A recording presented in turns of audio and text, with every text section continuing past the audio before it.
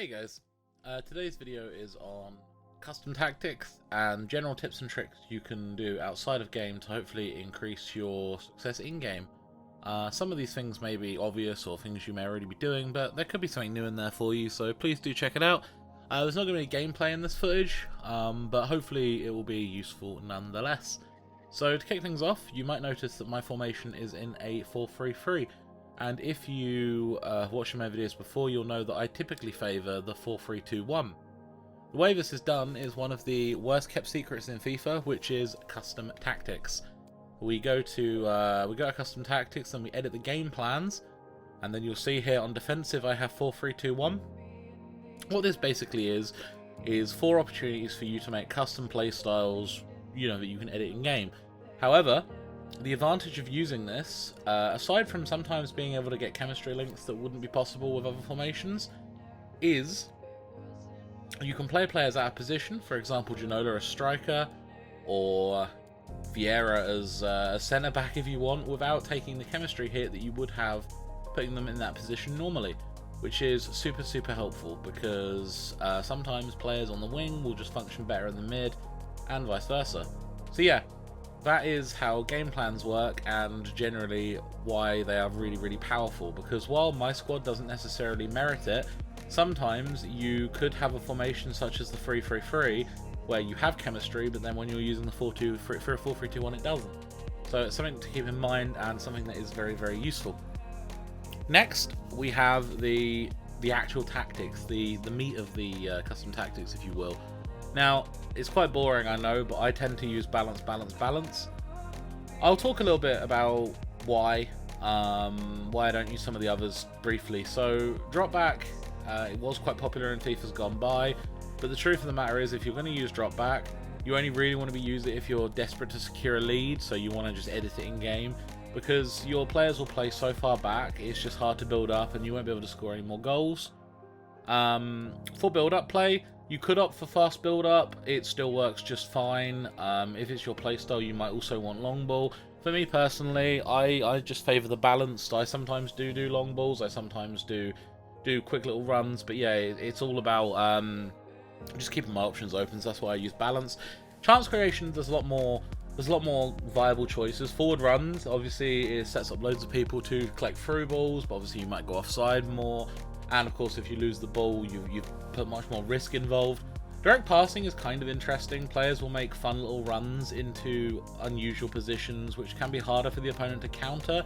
But I mean, I personally just think balance is the way to go. That way, you've got your options to do something of everything, really. My width is a little bit not very, but a little bit narrower than the default. I just find generally it's harder to defend closer to the goal than it is on the wings, so I don't really need that additional width. My depth is at 60. Now this is an incredibly aggressive playstyle. Some people will go as far as 70, some people will drop back to 40. The truth of the matter is, if you're going to be using my formation, which is the 4-3-2-1, you need to be aggressive. You need to be counter-attacking, you need to be going fast, you need to be far up the field.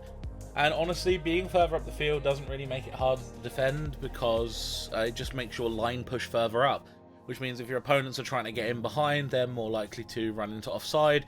It's a bit more dangerous, but personally I think it makes the game much more fun, and also people in the lower divisions will get absolutely stomped by high depth, high aggression, high pressing teams, so that's good. Players in the box, I have 7. It puts enough people in there without risking basically everybody, and then you have nobody left in defence if the corner goes horribly wrong. Similarly, on corners and free kicks, I only have a couple, just so you've got those people hanging back in case of something going wrong. Like generally when you're doing set pieces, it's really easy. It's really easy for the opponent to just intercept and then counter-attack, so you don't want too many people in the box during these. Obviously, during build-up play, you want a bit more just to help overwhelm the defense, which is important. Next up, and equally important, is your instructions. Player instructions are basically where all the magic happens. This is what determines how your players play in game, what you want them doing. So yeah, we'll just go over these kind of briefly and talk about how they work. So on your striker, generally you want stay forward. The only time you wouldn't would be if they had a particularly high stamina. But I mean, Mbappe's stamina is pretty much as good as it gets. If you don't keep him on stay forward, around 70-80 minutes, he's going to start getting tired. Generally, you just want your striker to be in the forward position. This also applies to anybody with bad stamina. With Kante, if assuming he was a forward player, you could have him all over the field because he'll never run out of stamina, not for like 120 minutes. Other players don't have that luxury. If you've got anybody with 80 or less stamina, if they're not on stay forward, pretty much they're not going to be usable.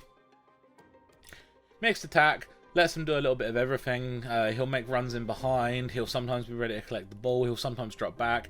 Generally, mixed attack is the way forward for your sole striker if you're using a sole striker formation. For your wingers, we effectively want to play free in the centre, so we're going to have them both on stay central. They're not going to really function like right wing, left wing. Instead, they're like strike support. Again, their attack is mixed, but they just want to be on stay central.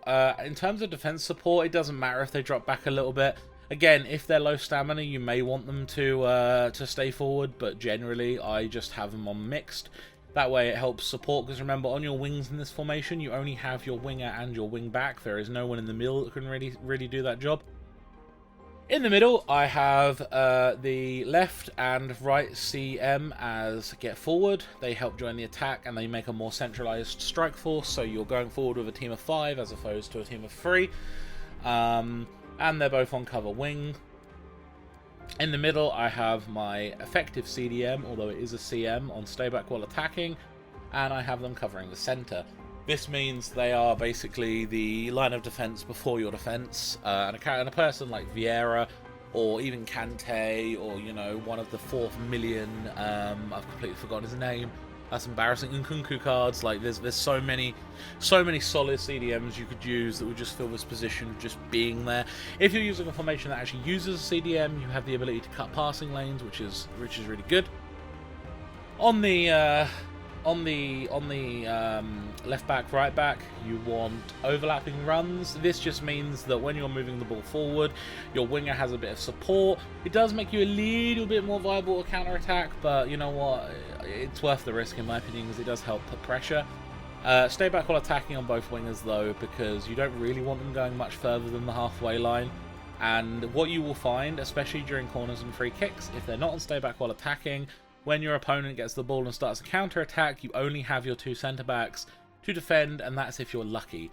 So by doing this, you usually end up with 1 centre-back and a full-back, and the full-backs are, of course, much faster. We just leave our centre-backs as normal. Goalkeeper, shouldn't need to mention this because it should be obvious, but you do not want comfort crosses, really, and you definitely don't want sweeper keeper. Everybody wants to be Manuel Neuer, but what you don't want is to concede 100 goals, so we don't do that. In terms of roles, generally the game will pick the best person for each position, but if you change things about, sometimes it doesn't necessarily nominate the best.